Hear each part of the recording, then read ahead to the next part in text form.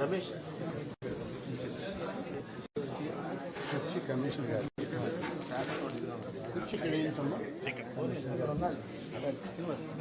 कुछ తెప్పించండి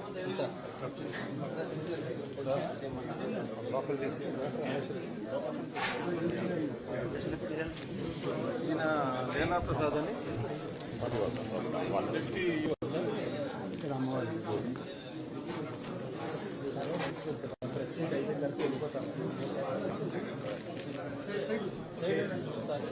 కుర్చీ ఏమన్నా ఇక్కడ కుర్చీ తెమ్మను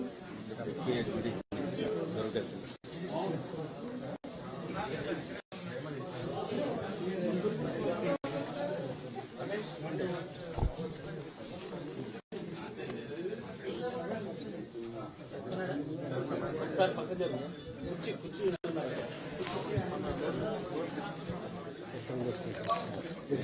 బైబుల్ సార్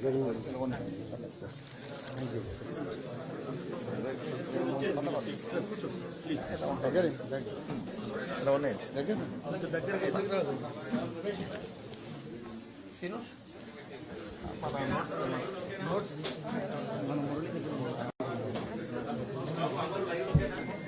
ఇంకో కుర్చీ ఇక్కడ మనం అజీజ్ భాయ్ కుర్చీ తెప్పించాం ఇంకో కుర్చీ ఇటుదేమో లేదండి ఇది ఇట్లా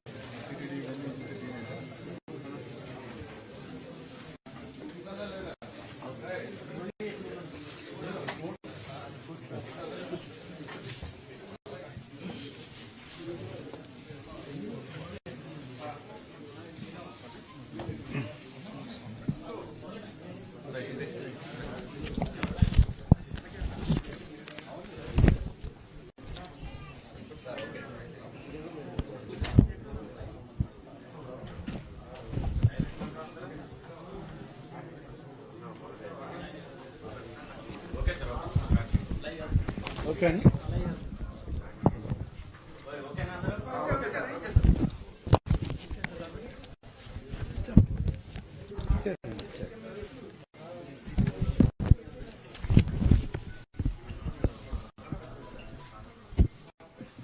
మీడియా మిత్రులందరికీ కూడా ప్రత్యేక ధన్యవాదాలు. ఈరోజు ఆదివారం సెలవు దినమైనప్పటికీ దేవాదాయ శాఖ మంత్రిగా ఇక్కడ కార్యాలయంలో వచ్చే సమయానికి మీకు ఆహ్వానం పంపించినప్పటికీ మీరందరూ కూడా రావడం చాలా సంతోషం.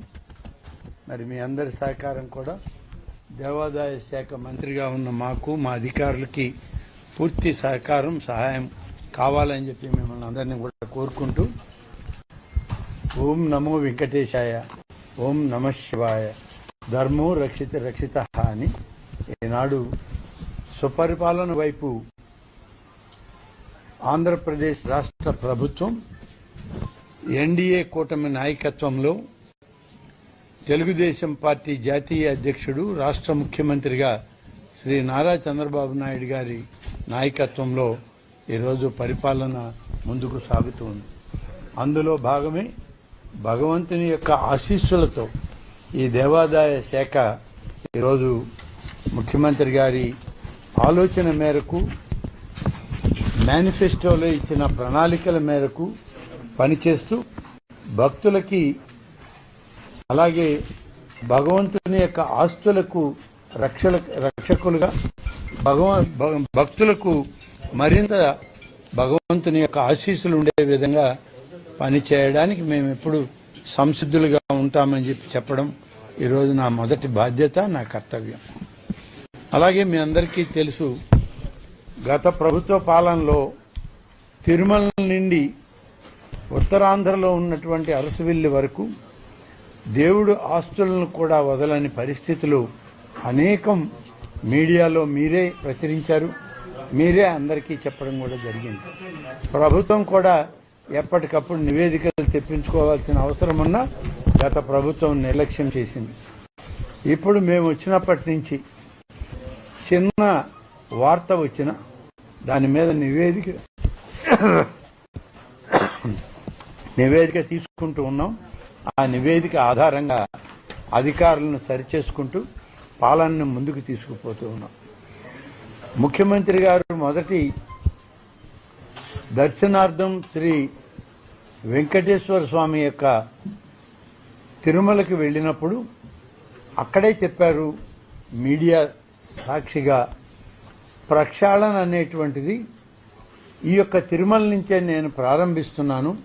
తిరుమల నుంచే ఈ రాష్ట్ర పనితీరు, అలాగే దేవాదాయ శాఖలో అన్ని విషయాలను కూడా ప్రక్షాళన చేసి దేవదేవుని యొక్క ఆశీస్సులతో ముందుకు పోతామని చెప్పడం జరిగింది.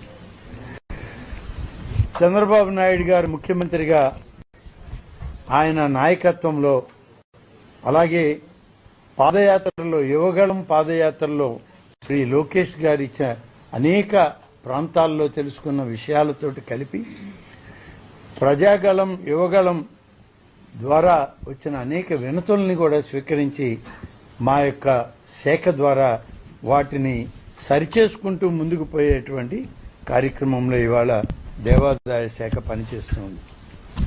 అలాగే ఈరోజు ముఖ్యంగా మొదటిది, ఎన్నికల ప్రణాళికలో ఎన్డీఏ కూటమి నాయకులుగా చంద్రబాబు నాయుడు గారు కానీ, శ్రీ పవన్ కళ్యాణ్ గారు కానీ, మోడీ గారి ఆశీస్సులతో ఇచ్చినటువంటి ఆ ప్రణాళికలో ధూపదీప నైవేద్యాలకి 50,000కు లోపు ఆదాయం ఉన్నటువంటి ఆలయాలకి ప్రతి నెల గతంలో 5,000 రూపాయలు ఇస్తుంటే దాన్ని 10,000 రూపాయలకు పెంచుతామని చెప్పి హామీ ఆనాడు ఎన్నికల్లో ప్రచారంలో చెప్పడం జరిగింది. దానికి సంబంధించినటువంటి మొదటి ఫైల్ని ఇటీవలనే కమిషనర్ ఎండోమెంట్ కార్యాలయానికి వెళ్ళినప్పుడు దాన్ని క్లియర్ చేసి ప్రభుత్వానికి, అది మన ఆర్థిక శాఖకి, జీఏడీకి పంపడం జరిగింది. తద్వారా ముఖ్యమంత్రి గారి అనుమతులు తీసుకుని దాన్ని విడుదల చేయడం జరుగుతుంది. దానికి ఈరోజు దాదాపుగా 32 కోట్ల రూపాయలు అదనపు భారం దేవాదాయ శాఖ మీద పడుతుందనేటువంటిది మాకున్నటువంటి అంచనా. అలాగే తిరుపతి ఆలయాలనే కాకుండా విడిపోయిన ఆంధ్రప్రదేశ్లో మనకి గతంలో ఉమ్మడి ఆంధ్రప్రదేశ్లో భద్రాద్రి రాముడు శ్రీరామనవమికి చాలా పెద్ద ఎత్తున హిందువులు అందరూ కూడా కొలిచేటువంటి దేవదేవుడిగా భద్రాద్రి రాముడు ఉండేవాడు. విడిపోయిన ఆంధ్రప్రదేశ్లో భద్రాచలం తెలంగాణ ప్రాంతానికి వెళ్ళాక మన ప్రాంతంలో శ్రీరామనవమి ఉత్సవాలకి రాముని యొక్క ఆశీస్సులు కావాలి అని చెప్పి ఆనాడు ఆలోచన చేసినటువంటి ముఖ్యమంత్రిగా చంద్రబాబు నాయుడు గారు కడప జిల్లాలో ఉన్నటువంటి ఒంటిమిట్ట ప్రాంతాన్ని ఎంపిక చేసి అది తిరుమల తిరుపతి దేవస్థానం యొక్క ఆలయాల అభివృద్ధిలోనే దీన్ని కూడా చేర్చి అభివృద్ధి చేయడం జరుగుతూ ఉంది. త్వరలోనే దేవాదాయ శాఖ కూడా అటువంటి పుణ్యక్షేత్రాలన్నింటినీ ఒకసారి పరిశీలన చేసి ఎక్కడైనా ఇంకా సరిచేయవలసినవి ఏమైనా ఉన్నా వాటన్నిటినీ కూడా సరిచేస్తూ పవిత్రతకి ఎలాంటి భంగం కలగకుండా వాటిని మరింత ముందుకు తీసుకువెళ్లే కార్యక్రమం చేయడం జరుగుతుంది. అలాగే ప్రక్షాళన మొదలైందా మొదలు కాలేదా అనే ఎవరికైనా అనుమానాలు ఉంటే, నేను ఉమ్మడి నెల్లూరు జిల్లా నుంచి వచ్చినటువంటి వ్యక్తిని. తప్పులు జరగకూడదని చెప్పడమే కాదు, చేసిన వాళ్ళని తప్పనిసరిగా అధికారుల ముందు ప్రభుత్వం ముందు చెప్పాల్సిన అవసరం ఉంది. కాబట్టి నెల్లూరు జిల్లాలోనే మా దృష్టికి వచ్చినటువంటి 2 ఆలయాల విషయంలో వెంటనే ఎంక్వైరీ చేయడం జరిగింది. ఎంక్వైరీ నివేదికలు వచ్చాయి. తప్పు జరిగింది అని తేల్చుకున్న తర్వాత వాళ్ళని వివరణ కోరుతూ ముందుగా 5 అధికారుల్ని సస్పెండ్ చేయడం కూడా జరిగింది. అంటే సస్పెన్షన్ అనేది శిక్ష కాదు. ఎప్పుడు సస్పెన్షన్ పీరియడ్లో విచారణ జరిగి సంపూర్ణ విచారణ వచ్చిన తర్వాత ఒకవేళ ఏమైనా తప్పులు జరగలేదనేది కానీ వస్తే మళ్లీ వాళ్ళని తిరిగి తీసుకునే అవకాశం ఉంటుంది. ఎప్పుడు కూడా గతంలో కూడా అనేక సందర్భాల్లో ప్రభుత్వాలు suspension is not a punishment అని మనం గతంలో మనకి న్యాయస్థానాలు కూడా మనకి చెప్పడం జరిగింది. ఆ విధంగానే నెల్లూరు జిల్లాలో ఉన్నటువంటి 5 అధికారులని సస్పెండ్ చేశాం. 5 మందిని వాళ్ళ మీద పూర్తి ఎంక్వైరీ జరుగుతుంది. మరొక 2-3 మాసాలు పడుతుంది ఎంక్వైరీ పూర్తి అవడానికి. వచ్చాక అప్పుడు దాని మీద తుది నిర్ణయం తీసుకుని ముఖ్యమంత్రి గారికి నివేదించడం జరుగుతుంది. ఎంతటి వారినైనా వదిలిపెట్టడం జరగదు అనే దానికి మీకు తార్కాణం ఈవోలు చిన్న చిన్న అధికారులే కాదు, ఇటీవల నిరంతరం మీడియాలోనే వచ్చినటువంటి పేర్లు, ప్రతిపక్షంలో ఉన్నటువంటి కొందరు పార్లమెంటు సభ్యులు, కొందరు ప్రతిపక్ష పార్టీ నాయకులు మా దేవాదాయ శాఖలోని ఒక అధికారిని కలిసి చేసినటువంటి అనేక విషయాలు ఇది బాహాటంగా బహిర్గతం అవడం, వాటన్నిటి మీద ఎంక్వైరీ క్షుణ్ణంగా ఇవాళ విజిలెన్స్ ఎంక్వైరీ జరుగుతూ ఉంది. విజిలెన్స్ ఎంక్వైరీ నివేదిక వచ్చి ప్రభుత్వం ఒక నిర్ణయం తీసుకునేలోగా వారిని కూడా సస్పెండ్ చేయడం జరిగింది. కాబట్టి ఎక్కడ తప్పు జరిగినా సరిచేసుకుంటూ ముందుకు పోవాలి అనేదే మా ప్రభుత్వం యొక్క లక్ష్యం. మా ఆలోచన కూడా అదే. అధికారులందరినీ చిన్నదానికి పెద్దదానికి సస్పెండ్ చేస్తారా, వాళ్ళ మీద యాక్షన్ తీసుకుంటారా అంటే మరి కాలానుగుణంగా వచ్చినటువంటి చట్టాల పరంగా న్యాయస్థానాల తీర్పులకు అనుగుణంగా కార్యక్రమాల్లో మేము ముందుకు వెళ్లడం జరుగుతూ ఉంది. అలాగే ఈరోజు కార్యాలయానికి తొలి రోజు ఇక్కడ సచివాలయంలోని నా కార్యాలయానికి రావడం, వచ్చిన సందర్భంలో ఈ శుభముహూర్తాన్ని కామన్ గుడ్ ఫండ్ దీనికి సంబంధించినటువంటి మరి కొన్ని దేవాలయాలని పూర్తి స్థాయిలో వాటిని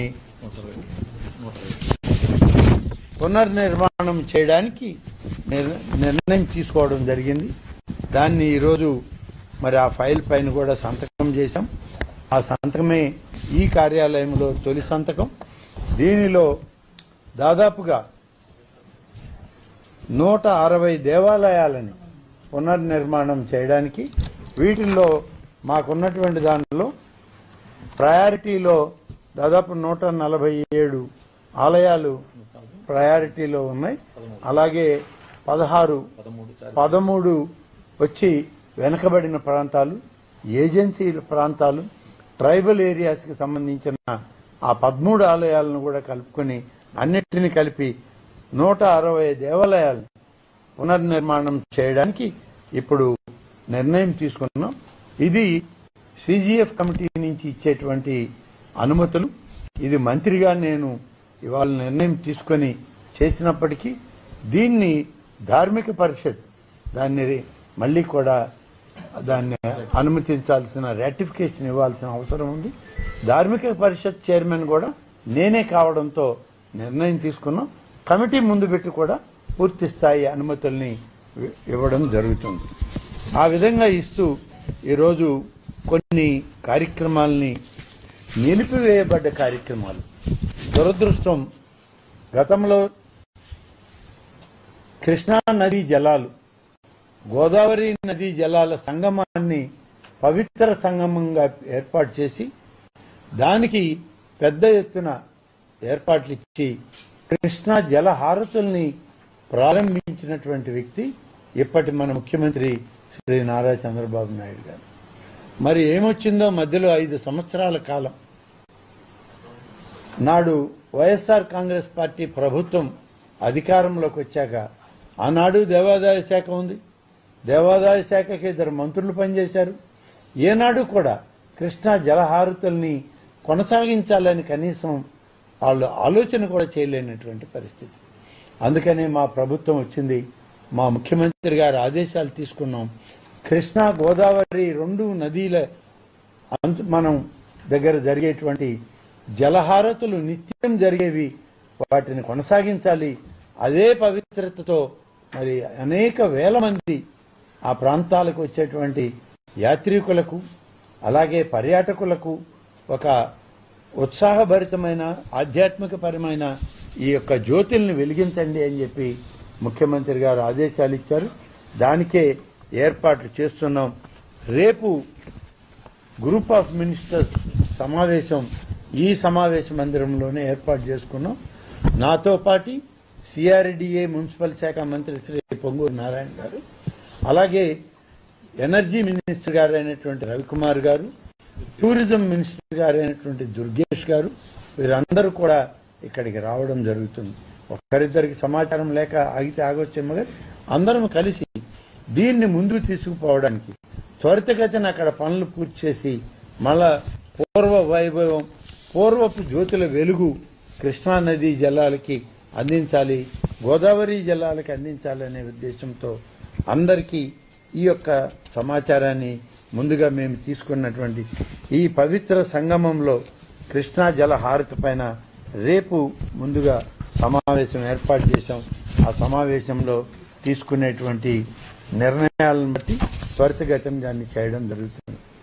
మొత్తం ఈ శాఖలో ఉన్నటువంటి ఆలయాల సంఖ్య 27,105 ఆలయాలు ఉన్నాయి.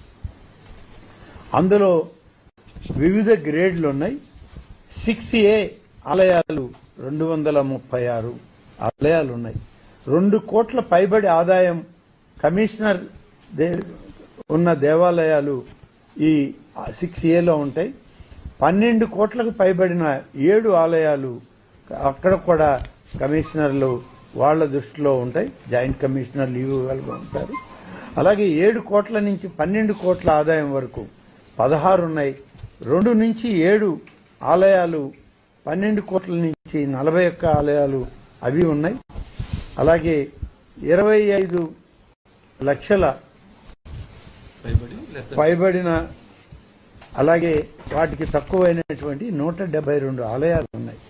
మొత్తం భూములు 4,65,000 ఎకరాల భూమి ఈ దేవాదాయ శాఖలో ఉన్నటువంటి అనేక ఆలయాలకి దాతలు, పూర్వీకులు ఆలయాలు నిర్మాణం చేసిన సందర్భాల్లో ఇచ్చినటువంటివి ఇవాళ ఉన్నాయి. మొత్తం సిబ్బంది మాకు 20,839 మంది సిబ్బంది ఉన్నారు. అలాగే మతపరమైన 11 11,142, పాలనాపరంగా 9,697 మంది ఇందులో పనిచేస్తూ ఉన్నారు. 20,000లోనే ఈ నంబర్ కూడా ఉంది. అలాగే మొత్తం వేయవలసిన ట్రస్ట్ బోర్డులు 1,234 వేయవలసినవి ఉన్నాయి. వీటిల్లో కొన్ని ఇటీవలే సాంకేతికంగా కొన్ని ఖాళీ అయినాయి, కొన్ని రాజీనామాలు చేసిన తర్వాత ఖాళీ అయినాయి. ఇప్పుడు కొత్తగా బోర్డులు వేయాల్సినవి ఒక 462 ఉన్నాయి. మొత్తం ఈ యొక్క ఆలయాలన్నింటినీ కూడా మరి ఎన్డీఏ కూటమి నిర్ణయం మేరకు, ఇచ్చేటువంటి విధానపరమైన ఆలోచన మేరకు, ముఖ్యమంత్రి గారి అనుమతితో ఈ నూతన ఆలయ పాలక మండలిని కూడా త్వరితగతిన పూర్తి చేయడానికి ఇప్పటికే నిర్ణయం తీసుకోవడం జరిగిందని చెప్పి ఈ సందర్భంగా తెలియజేస్తున్నాను. కాబట్టి ఈరోజు మీడియా మిత్రులందరికీ ఈ యొక్క దేవాదాయ శాఖ మంత్రి కార్యాలయం మీకు ఎప్పుడూ తలుపులు తెరిచే ఉంటాయి. గతంలో నేను ఉమ్మడి ఆంధ్రప్రదేశ్లో మంత్రిగా పనిచేసినప్పుడు కూడా ఎక్కువ ఏ శాఖలో పనిచేసినా మీతో ఎక్కువ అనుబంధం, స్నేహం నాకుండేది. అదేవిధంగా భవిష్యత్తులో కూడా ఈ కార్యాలయం అందరం కలిసి ఉందాం. మీ అందరి సహాయ సహకారాలు ఎక్కడ ఏది అవసరమన్నా చెప్పండి. ఈ యొక్క కార్యాలయం నుంచి అన్ని మీ అందరి ఆలోచనకు అనుగుణంగా పరిపాలనని, అలాగే ప్రభుత్వ విధానాలకి మా నాయకుడు ముఖ్యమంత్రి అయిన చంద్రబాబు నాయుడు గారి యొక్క ఆలోచన విధానాలను కొనసాగిస్తూ సుపరిపాలనలో భగవంతుని ఆశీస్సులు కోరుకుంటూ నేను ఎప్పుడు కూడా పనిచేస్తానని మరొకసారి తెలియజేస్తూ సెలవు తీసుకుంటాను. Thank you.